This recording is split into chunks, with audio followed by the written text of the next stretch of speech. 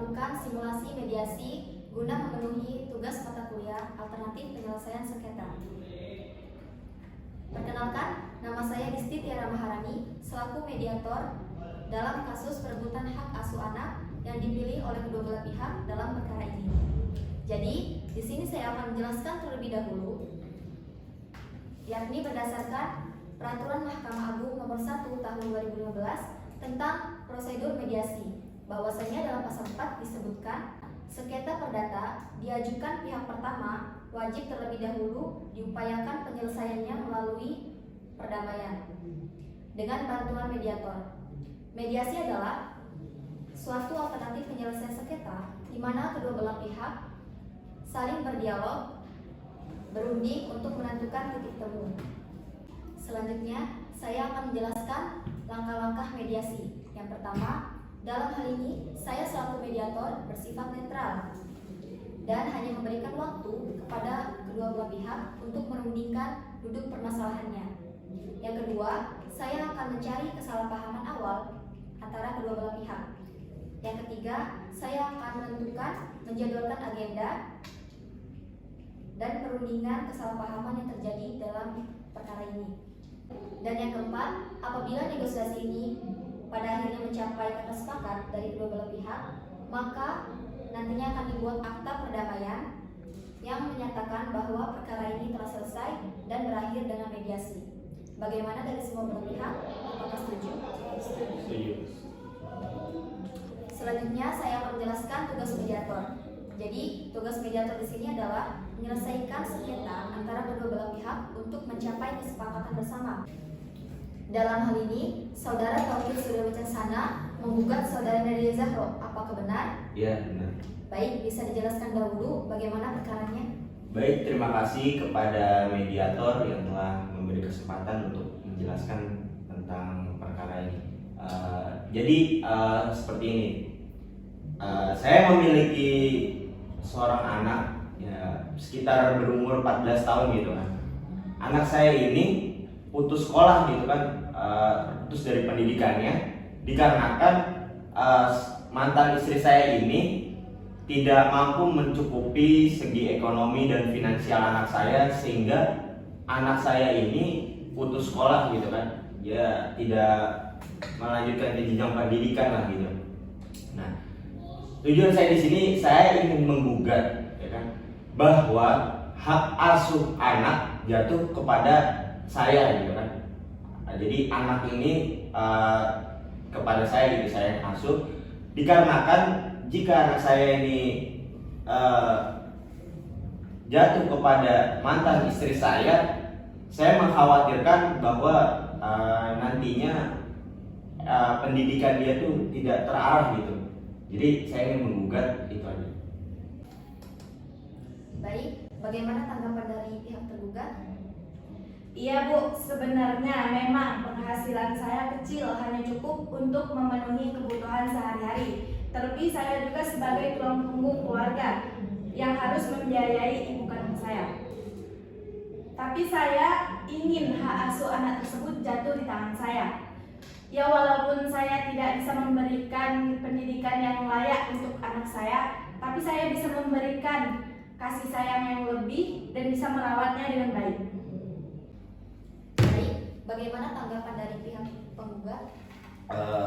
Baik, saya akan menanggapi tanggapan atau argumen dari pihak tergugat. Jadi menurut saya begini ya, anak saya ini kan sudah dibilang ya cukup dewasa lah, sudah mengerti mana yang baik dan mana yang buruk gitu.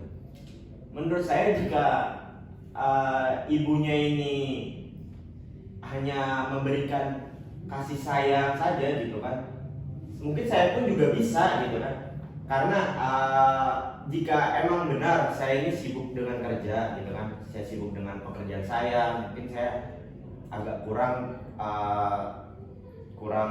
dengan anak saya, kurang berbincang, kurang mengobrol dengan anak saya. Tetapi saya ini memiliki seorang pembantu dan seorang kayak bisa dibilang bodyguard lah untuk mengawasi anak saya ini, kayak misalkan dia nanti pergi ke sekolah, pergi ke luar rumah gitu.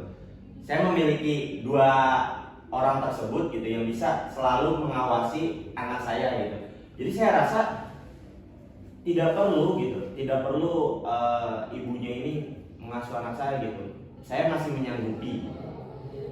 Itu saya sih. Baik. Bagaimana tanggapan dari kuasa hukum pihak penggugat? Bagi pihak mediator, sebelumnya kedua belah pihak telah menganggarkan perjanjian kesepakatan dan dilakukan tertulis kesepakatan dan beberapa pasal. Dan setelah itu, setelah beberapa tahun berlalu, yang anak itu beranjak remaja, itu diperhatikan dari pihak ibunya lalai dari perjanjian gitu. Dan telah dilayangkan beberapa pertama satu surat somasi atau teguran, dan berjalannya waktu pihak yang tergugat masih melakukan kelalaian. Untuk itu kami dari kuasa hukum pihak penggugat, kami ingin bahwasanya hak asuh anak itu yaitu ke tangan kami, ke tangan ayahnya. Baik, bagaimana sanggahan ataupun tanggapan dari kuasa hukum pihak penggugat? Ya, terima kasih untuk mediator. Jadi saya akan menanggapi dari pihak penggugat. Menurut saya, yang pertama, dalam hal perekonomian dari pihak tergugat akan mengusahakan yang terbaik untuk anak satu-satunya dalam segi pendidikan dan pengayoman atau kasih sayang, dan seterusnya. Kalau dalam segi hal asuh anak dan merawat anak, dalam ilmu psikologi, menurut saya hasil pendidikan anak dari seorang ibu dan dibandingkan dengan hasil asuh anak dengan pembantu itu sangat berbeda. Jadi kita sangat mengharapkan bahwa anak dari pihak tergugat tetap di tangan kita. Baik, apakah ada pembelaan dari pihak penggugat? Ya, saya akan menanggapi kuasa hukum dari tergugat bahwasannya seperti ini. Memang betul jika seorang anak ini lebih baik gitu kan, jika dalam segi kasih sayang ya lebih condong ke ibunya gitu. Tetapi saya pun tidak melupakan itu, walaupun saya pekerja keras gitu kan. Saya bekerja setiap harinya gitu kan untuk memenuhi segi ekonomi kehidupan saya lah gitu. Di sini ini saya menerapkan kayak semisal walaupun saya ini sibuk gitu kan dengan pekerjaan saya, tapi saya dapat menyempatkan waktu gitu kan. Saya dapat menyempatkan waktu untuk anak saya dalam waktu tertentu, dan itu tuh saya terus terapkan gitu. Mungkin setelah saya pulang kerja, kayak saya quality time, family time kepada anak saya tanya, apa keluh kesah kamu, apa yang kamu resah atau yang kamu kurang enak dari yang berjalannya kehidupan gitu kan. Saya selalu tanyakan itu kepada anak saya gitu kan, sehingga mungkin saya rasa tidak perlu bimbingan dari ibunya gitu kan, karena anak saya itu juga sudah dibilang dewasa lah gitu. Jadi tidak selamanya bergantungan dengan seorang ibu. Itu saya.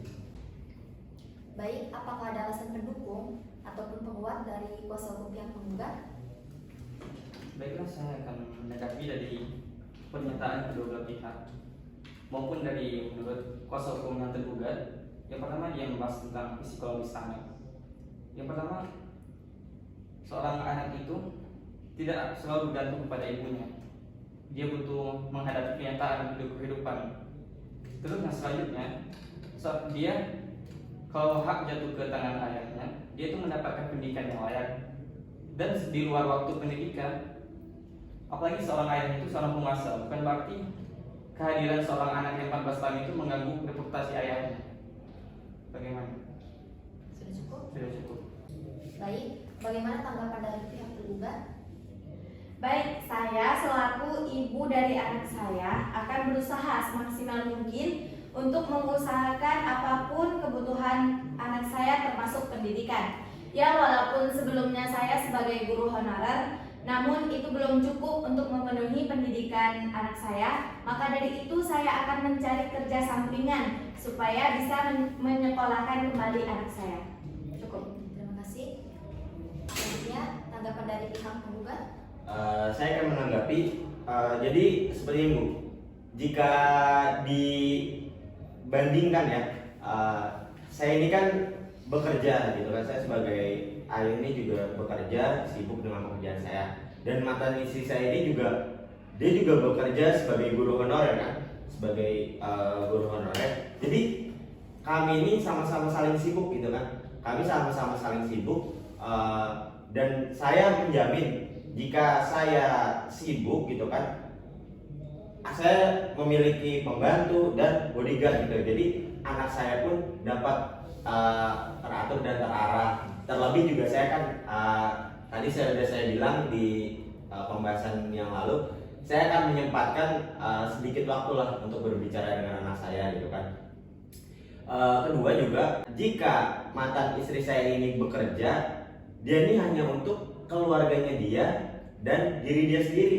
Jadi jika anak saya mengikut dengan mantan istri, dengan ibunya ini, dengan mantan istri saya ini, saya khawatir pendidikan dia dan jenjang karir dia itu terbengkalai gitu Bu. Jadi kurang bagus lah gitu jenjang karirnya. Soalnya dia dari segi perekonomian saja sudah jelas kan, dia lebih memikirkan ke keluarga dan dirinya sendiri. Sedangkan saya hanya ya untuk full untuk anak saya gitu kan, paling nanti bisa diatur gitu. Menurut saya sih seperti itu. Terima kasih. Jadi di satu sisi pendidikan ini penting, terlebih untuk anak yang masih berusia belasan tahun, agar masa depannya terjamin dan terarah. Di sisi lain, kasih sayang seorang ibu juga sangat penting agar anaknya tumbuh dengan baik. Bagaimana pendapat dari masing-masing pihak? Baik, dengan demikian, tanpa mementingkan kepentingan diri saya sendiri, saya rela bahwa hak asuh anak saya diserahkan kepada pihak penggugat dengan syarat tidak dibatasi waktu komunikasi, pertemuan, serta limpahan kasih sayang dari saya selaku seorang ibu. Baik, terima kasih. Apa ada tanggapan dari pihak penggugat? Tidak ada. Saya cukup setuju apa yang disampaikan oleh pihak tergugat terkait dengan syarat dan ketentuannya. Baik, terima kasih. Jadi, sini saya akan menyimpulkan hasil akhir dari proses mediasi ini adalah hak asuh anak jatuh kepada pihak penggugat dengan syarat sang pihak tergugat ini tidak dibatasi waktu untuk penjengukannya, komunikasinya dengan anak tersebut. Apa ada tanggapan lain? Cukup. Baik, jika sudah cukup proses mediasi ini saya tutup. Wassalamualaikum warahmatullahi wabarakatuh. Waalaikumsalam warahmatullahi wabarakatuh.